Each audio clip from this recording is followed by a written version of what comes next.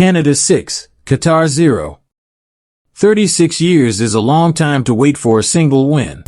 The goal came in the 16th minute. Silly Larin, lurking at the edge of the 6-yard box, followed a shot that the Qatari goalkeeper had punched away. The ball bounced once, twice, and Larin struck it into the net. Vancouver erupted.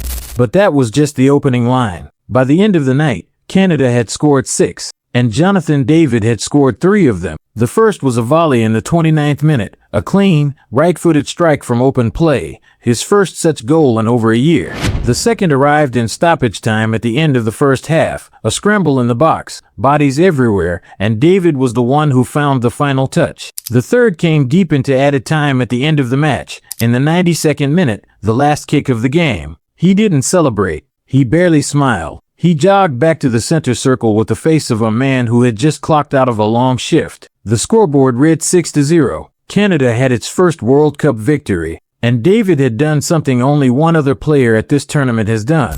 Lionel Messi scored a hat-trick for Argentina on June 16th. 2 days later, Jonathan David scored one for Canada. Those are the only 2 names in that column. Messi is 38, playing his 6th World Cup, writing the final lines of a career that has no parallel. David is 26, playing his first, writing the first lines of a career that now has no ceiling. The torch, as they say, does not wait. But the night was not clean. It was not simple. It was not just a parade of goals and gratitude. In the second half, with the result already decided, a Qatari player named Ismael lunged into a tackle on Canada's Ismaël Koné. The challenge came from behind. The leg bent where it should not bend. Jesse Marsh, Canada's coach, said later that he heard the bone snap from the bench. The stadium, which had been shaking for an hour, fell silent. Kone is 24 years old. He plays his club football in Italy. He had waited his whole life for this tournament. A few minutes after the tackle, he was carried off on a stretcher, both bones in his lower leg fractured. Surgery followed.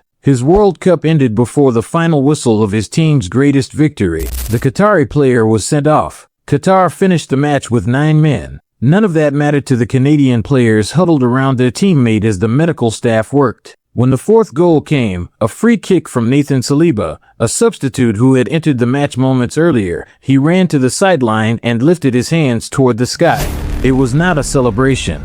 It was a message to a teammate in an ambulance. David's 3rd goal came after that. His muted reaction was not composure. It may well have been grief. Jonathan David was born in Brooklyn to Haitian parents. He lived in Port-au-Prince as a small child, then moved to Ottawa at age 6. He grew up in a French-speaking community in Ottawa, attending a francophone school, speaking Creole and French before adding English later. He was not a prodigy. He was not on the cover of magazines as a teenager. He played for a local club called the Ottawa Gloucester Hornets. As a teenager, he earned a trial with KAA Gent in Belgium and made his professional debut there in 2018, at 18 years old. A move to Lille in France followed for €30 million, the most expensive Canadian transfer in history. In his first season, Lille won the league title, beating Paris Saint-Germain. David didn't become a star. He became a fact. His Lille contract ran out after the 2024-25 season, and in the summer of 2025 he signed with Juventus on a free transfer.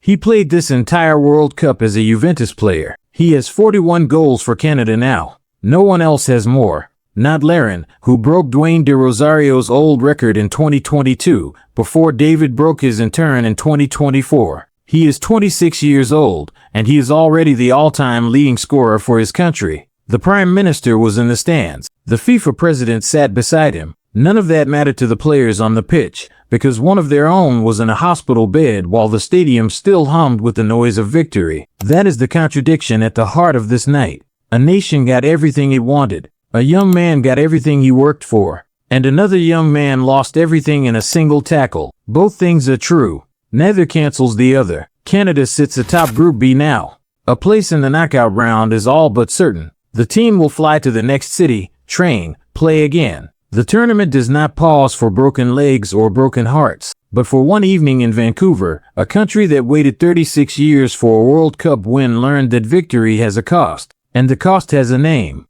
and his name is Ismael Koné.